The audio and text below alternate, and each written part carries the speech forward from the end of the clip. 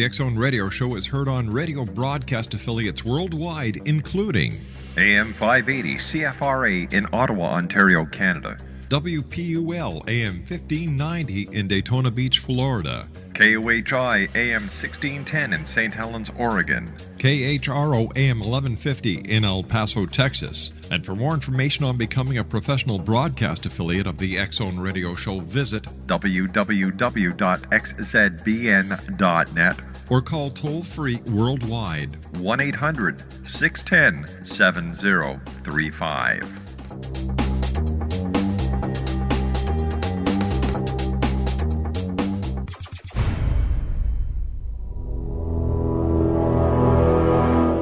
The X Zone radio and TV show is largely an opinion talk show. All opinions, comments, or statements of fact expressed by Rob McConnell's guests are strictly their own and are not to be construed as those of the X Zone radio and TV show or in any manner endorsed by Rob McConnell, Relmar McConnell Media Company, Talkstar Radio Network, its affiliated stations, or employees.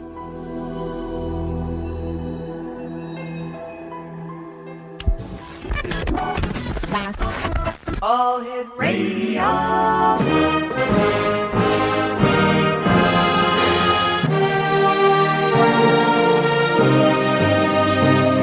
Welcome to the X Zone, a place where fact is fiction and fiction is reality. Now, here's your host, Rob McConnell.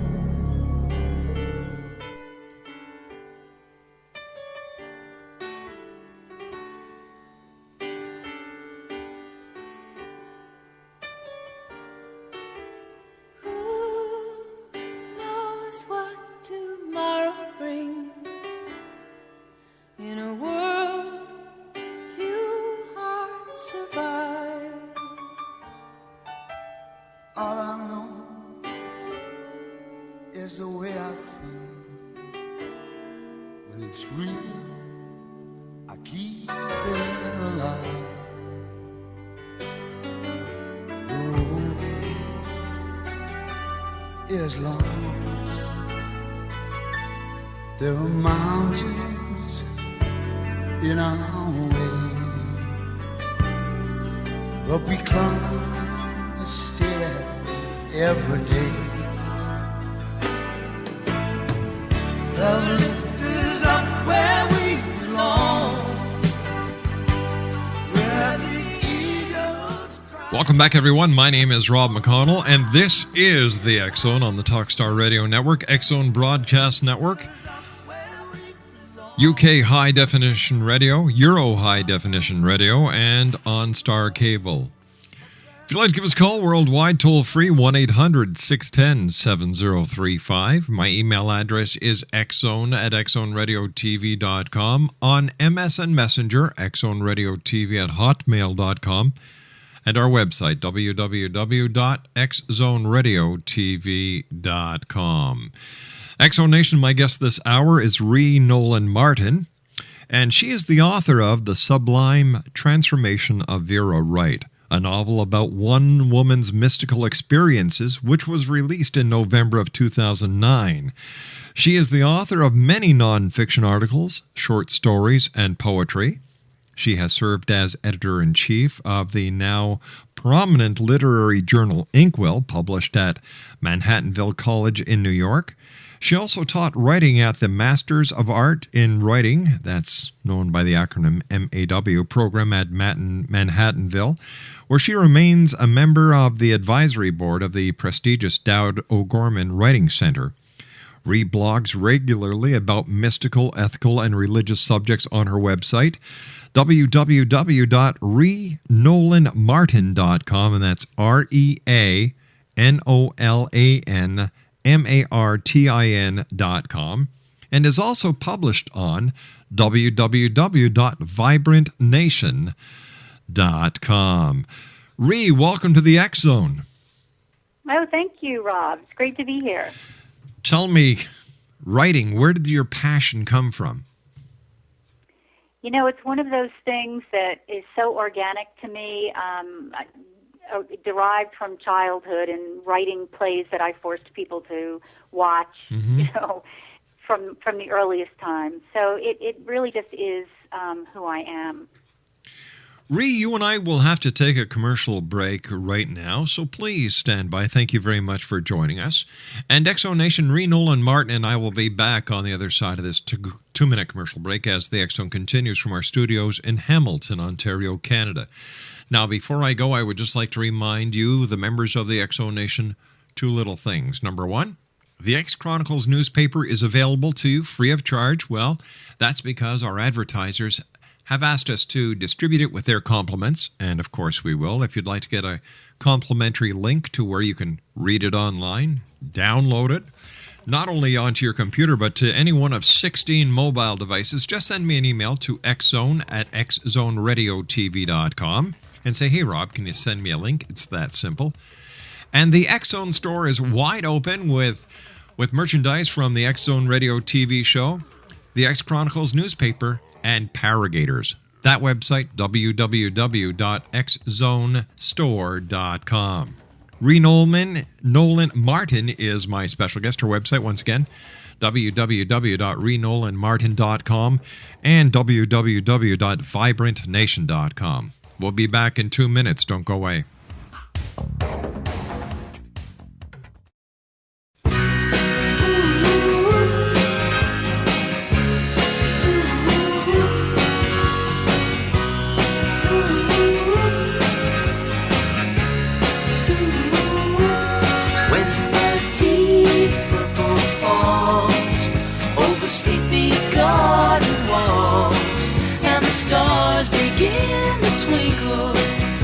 Sky,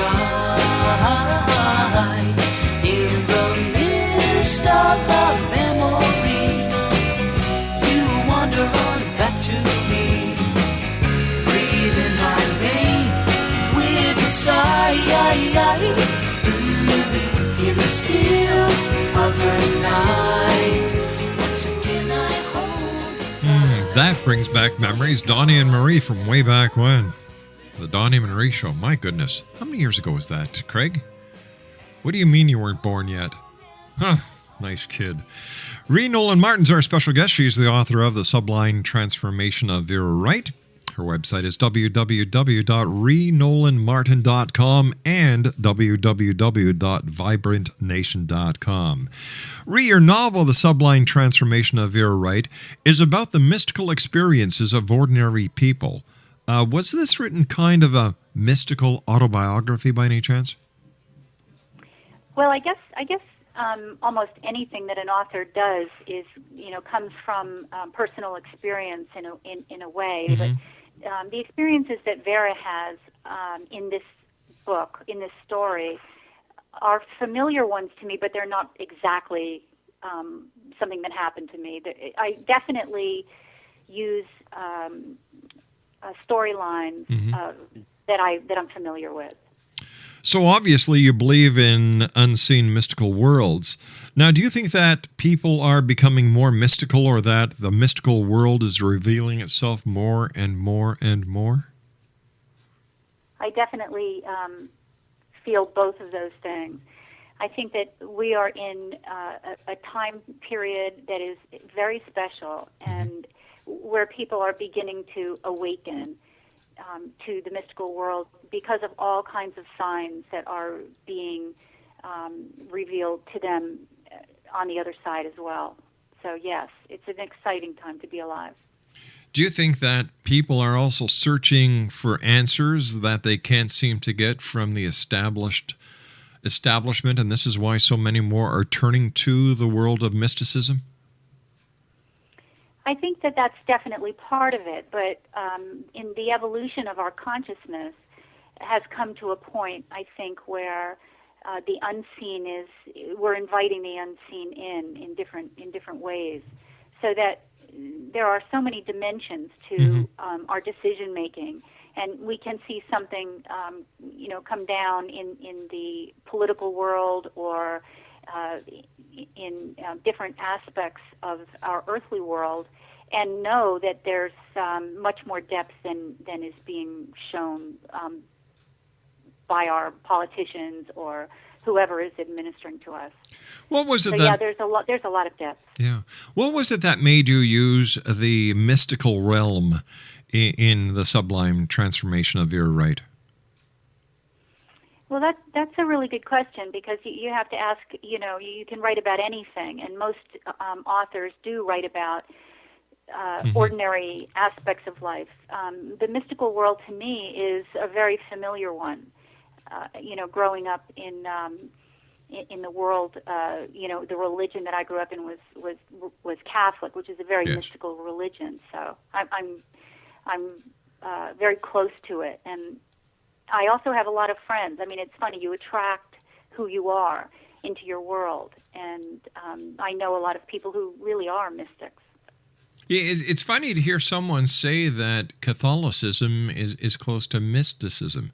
I've never heard that before, and I was wondering if you could give me some examples. Well, for instance, the saints, and even going back theologically to St. Thomas Aquinas. Yes. He writing his Summa about angelic forces and the hierarchical intelligences that are in charge of us. And you really don't see that in any other religion.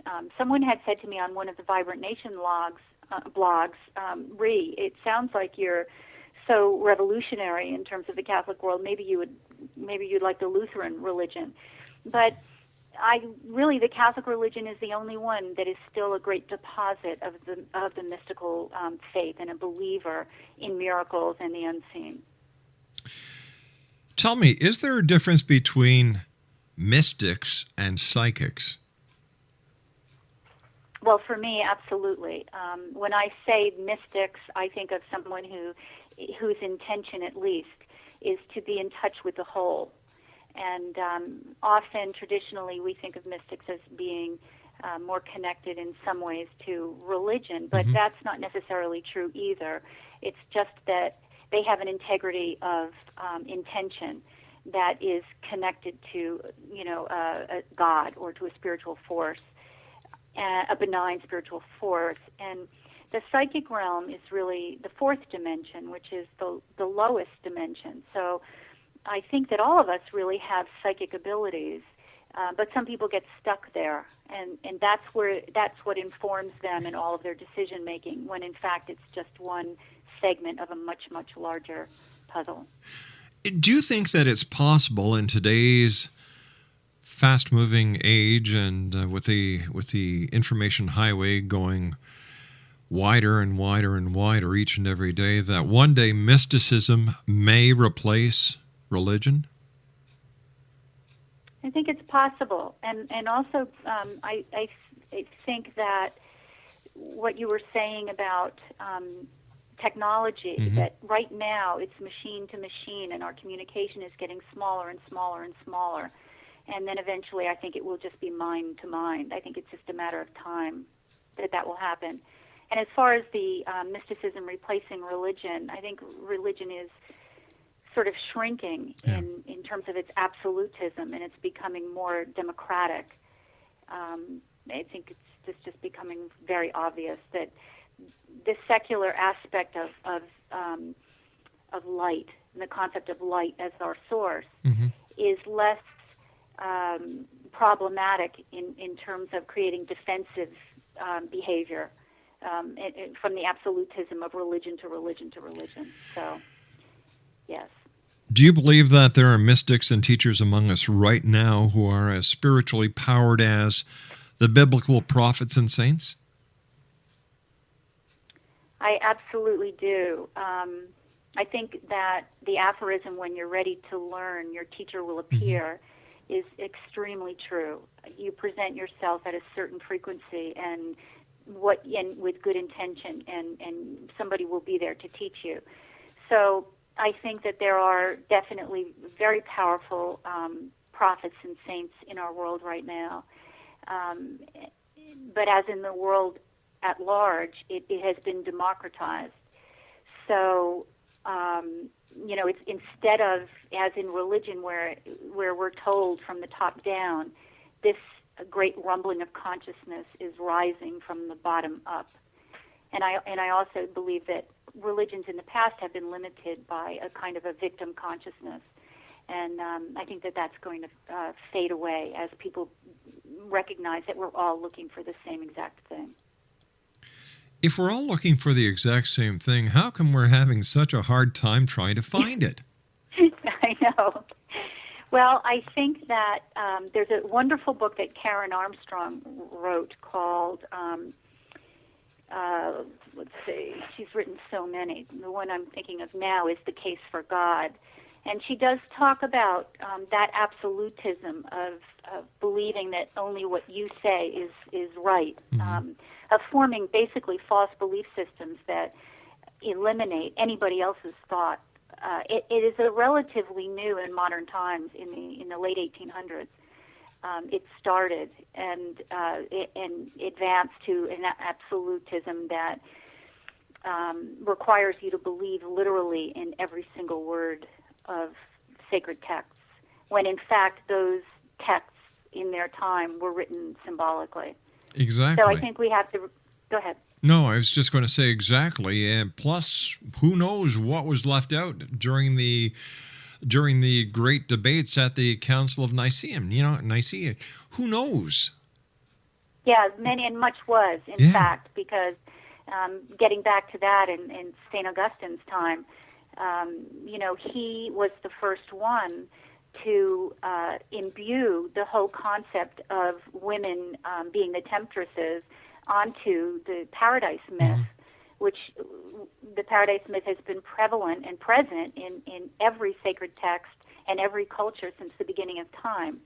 So it's almost inscribed in our psyches that there was a paradise. So when I say myth, I don't mean it as an untruth. I mean it really as a truth. Why do you think? Why do you think throughout the ages women have received such a bad rap in the Bible and other philosophies? Well, again, that's culture, and so that's why the sacred texts, if they're real, have had to be written symbolically. Our linear language really could not do justice to our sacred source. So we use symbolic language, and women culturally were home. They were not educated until a certain period of time in history. When women started becoming educated, that started breaking down a lot of those cultures. But if you're looking at sacred texts being eternal, they should survive that. The reason they're not surviving that is because we're looking at them literally. And they don't make sense anymore when you look at them literally. They don't. And you apply them to women. You know, I was asking a guest earlier tonight, what would happen if the same events that were said to have happened in biblical times happened today? How different would the Bible have been written? You know, I love that, Rob, because the book that I wrote, The Sublime Transformation of Vera Wright, actually does challenge those exact thoughts. What I have happening in today's arena with ordinary people having these unbelievable miracles occur and bilocations and other very mystical events that are documented in the Bible and documented in all of sacred history, I think that people have stopped believing that those things can happen. Reed, please stand by. You and I have to take a commercial break with the news. Exo Nation, Reed Nolan Martin is our very special guest. She's the author of The Sublime Transformation of Vera Wright. Two websites, www.renolanmartin.com, that's REANOLANMARTIN.com, and www.vibrantnation.com. Rhea and I will be back on the other side of this commercial break with the news as the X Zone continues from our studios in Hamilton, Ontario, Canada. Don't go away.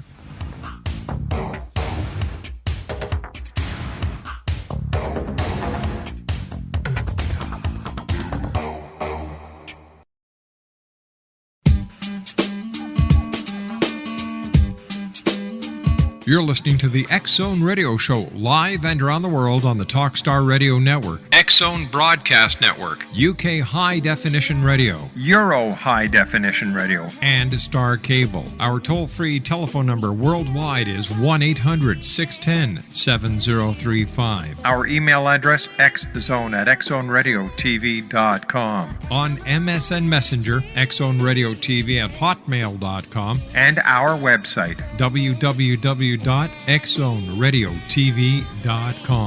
I believe it's meant to be, darling. I watch you.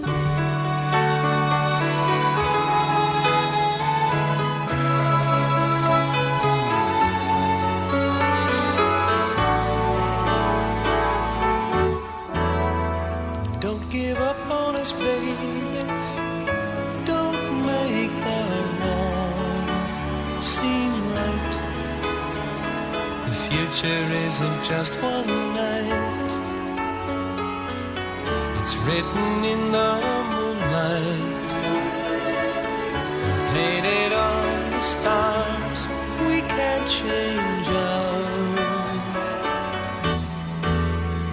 Don't give up on us, baby. We're still worth one more try. I know we put a last one by, just for the rainy evening, when maybe stars are few. Don't give up on us, I know we can still come through. Exo Nation, welcome back, everyone. Let's try this again. Nolan Martin is our special guest. Note to self, don't take cough drop and then try to say somebody's name. Nolan Martin is our special guest this hour. She's the author of The Sublime Transformation of Vera Wright.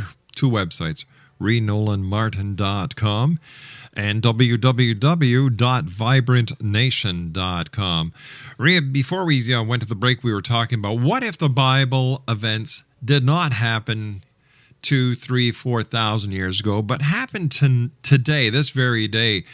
I can't even imagine what the differences would be. Would we look at these angelic figures as extraterrestrials? Would we really look at the miracles that were supposed to have happened as miracles, or would our sciences allow us to have a better understanding that they could have been acts of nature? And how do you think, Rhea, this would have affected humanity? Well, that's a lot, a loaded question. I think that science definitely has come to a point, and I'm not sure that it's common popular science, but as opposed to a universe, now we look at in physics a multiverse. We look at frequency. We understand that there's so much that is unseen. But there are still shocking events, the sun twirling in the sky and falling down. We may, for instance, find a cosmological reason for that happening.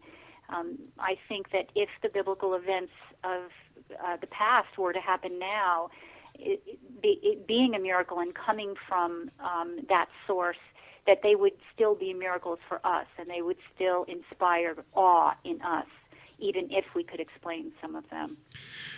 Tell me, do you, like most people, find it easier to believe that spiritual experiences such as astral travel, levitation, bilocation, and automatic prophetic writing occurred in the past distance rather than in the present?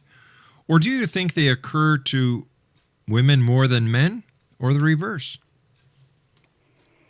Well, I absolutely think that they happen now, and I think that they happen more than ever. I think there's a handful of people who definitely have these experiences, and when I say a handful, I just mean relevant, to the greater population. But there are many people, more and more, who have these experiences and are really searching for people to explain them. Unfortunately, I think what happens is that we get into the spiritual world without a GPS or a map, And just as you can make a wrong turn, go in the wrong direction in our world, end Yeah. up in a bad neighborhood full of thugs, so that can happen in the spiritual world too. You can be hijacked in the spiritual world, and I think plenty of people are. But all of those experiences are documented in sacred scripture and sacred texts. They definitely happened historically. They continue to happen. So for me, I have personal experience with some of those things. And I do also know other really whole, not crazy, integral people who have those things happen. I think that they happen to women more than men. At least women talk about them more, only because they're more open, and our lives are more episodic. So if we don't fill them up with work and we fill them up with personal experiences and spiritual experiences, which I think women actively seek, you will see it more in that population. But I think it'll eventually even out. Where do you think people can actually go who have had spiritual or mystical experiences? Because like you said, people are looking, people are searching, but they really have no place to go. So I would imagine that if they can't validate the experience they have, they suppress it and it's soon forgotten. So what can they do to get the validation that they so desperately desire? And, well, I think there's one other point here, too, which I touched on lightly just before, which is that they look for validation in the wrong places. So I think really this is all an energetic experience. So energetically, in what matters most is your intention. So if your intention is really to grow as a spiritual person, I really do think the teachers appear. On the vibrantnation.com, I do put in 10 spiritual sites to help people that can guide them in a direction that I know to be good and integral. So, that's one place to start. The internet, as great as it is, I call it the largest septic receptacle ever created by mankind. I know, Rob, you're right. It is. And unfortunately, there are those people who have no scruples, morals, or dignity that pay for a website and put nothing but garbage on there. And if someone is seeking answers and they end up on one of these sites, they get the wrong information. I agree. So what I can offer is that if they go on the vibrantnation.com and they look in the spirituality section, I do give them some websites.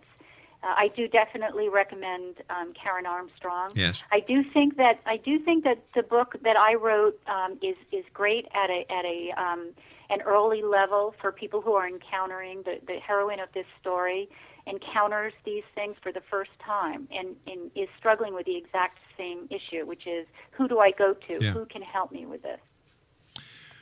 Do you think that the limitation of a person's beliefs also limit the possibilities of their experiences?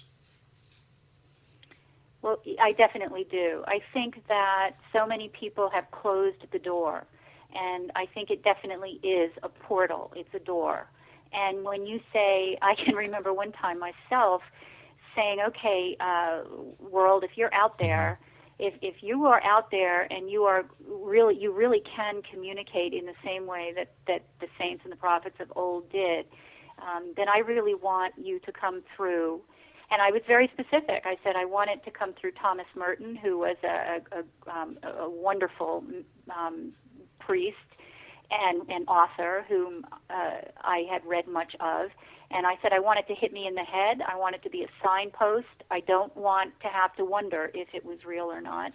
And that night, because I was teaching, I was looking for an example of bad writing, and I was climbing up my bookcase, and I got a little bit wobbly, and a book hit me in the head. I fell down, and it was one of Thomas Merton's books, and it was also one of the books that he felt was his worst writing.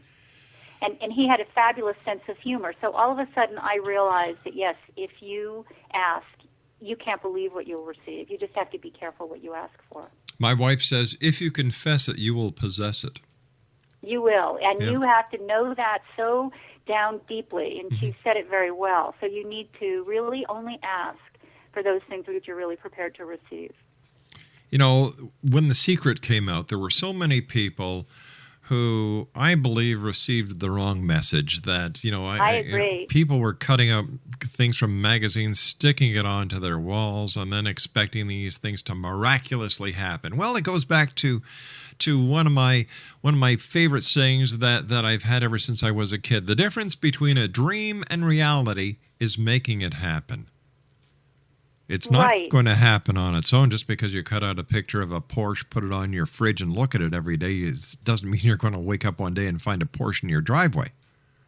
No, and thought precedes action, Rob, but I did a blog on The Secret also, and for a long time I've thought about what is really wrong with this picture, and why are people so frustrated so that they don't really understand.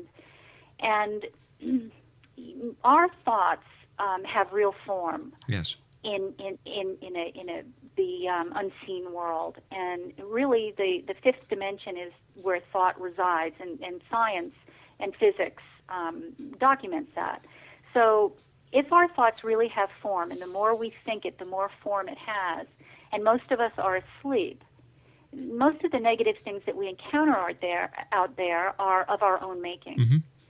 So if we clean up our own heads and we clean up our own thoughts and we take that seriously, then The Secret will mean more, because we will be able then, after we've cleaned everything out and everybody else has cleaned everything out in our mental neighborhood, we will be able to attract the kinds of things, the good things that we want. Obviously, not something that somebody else wants to. It can't be competitive. And it isn't as simple as somebody arising to celebrity status and saying that if she can do it, we can do it. Because everybody isn't born to be a celebrity. So there's a lot wrong with The Secret as it was portrayed. The simplicity is very oversimplistic. Yeah, it reminds me of what you were saying a few minutes ago about being, having clean thoughts and so on. As a Boy Scout, I remember one of the Scout laws is you're to be clean in thought, word, and deed. Exactly. And I think we teach our children that, but sometimes some grown-ups forget that.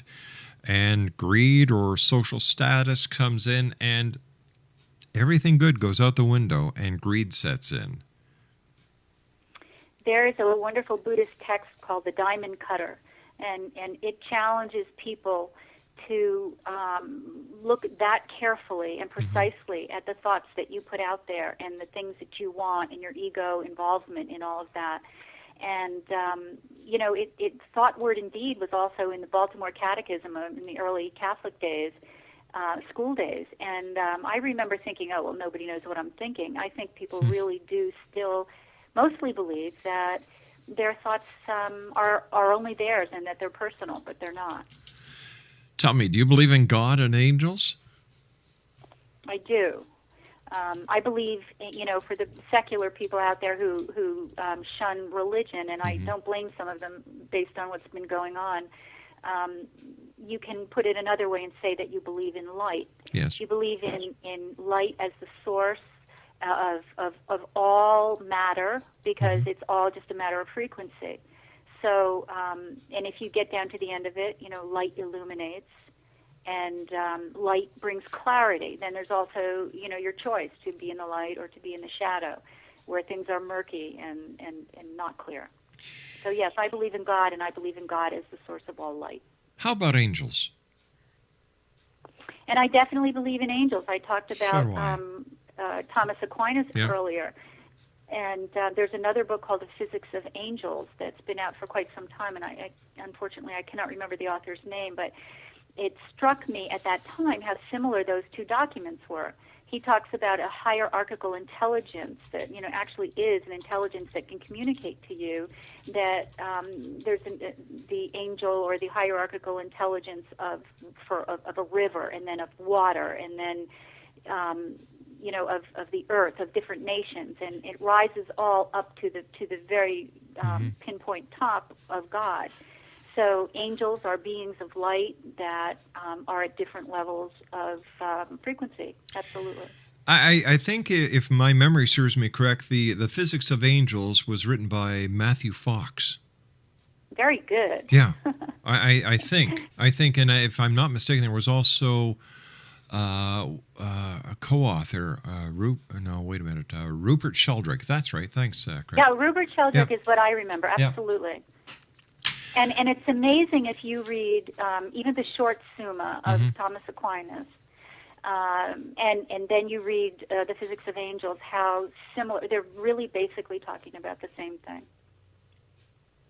Tell me, can anyone or should anyone jump into the mystical world, or are there rules and warnings that should be heeded? Well, I think absolutely people are already in it. You know, we are in the soup.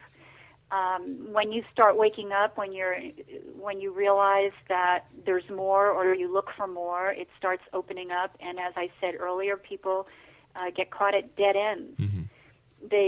Because something validates them at a very low level, they stay stuck in that level, and then ego can get involved and can attract all kinds of people because they have a certain power. So I think whatever you're looking for, the most important thing is that your intention be good and clear and humble, and that you don't seek power. Because if you seek power, you might get it, and it might be, and it most likely will be, in a very low level. Ree, please stand by. You and I have to take our final break for this hour. Exonation Ree Nolan Martin is our special guest. Here's the website, www.renolanmartin.com. That's REA, nolanmartin.com. And www.vibrantnation.com. Ree is the author of The Sublime Transformation of Vera, Wright. And also go to her website for the spiritual and mystical information that we were talking about earlier. My name's Rob McConnell. This is The X Zone, a place where people dare to believe and dare to be heard. And you'll be hearing me on the other side of this commercial break with Ree Nolan Martin when we return. Don't go away.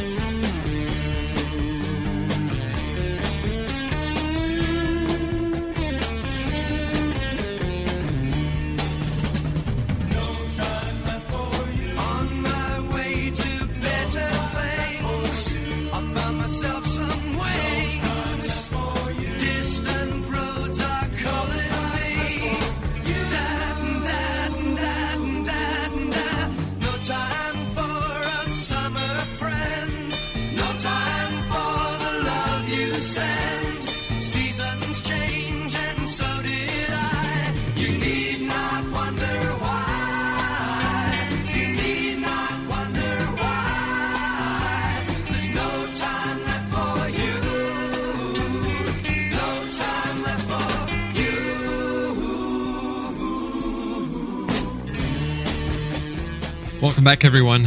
Ree Nolan Martin has been my special guest this hour. The name of her book, The Sublime Transformation of Vera, Wright. It's available, let me see, I would imagine it's available at Amazon.com and all the other online stores, as well as bookstores everywhere. Am I correct, Ree?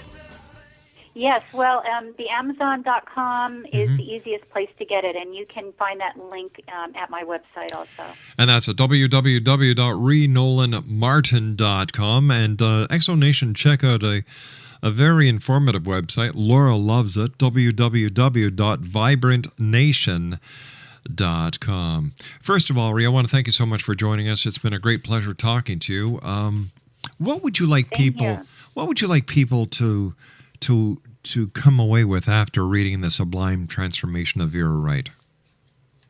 Well, absolutely, that all things are possible, and to awaken to the idea that the spiritual world is very real, and that we are integrating with it at this time.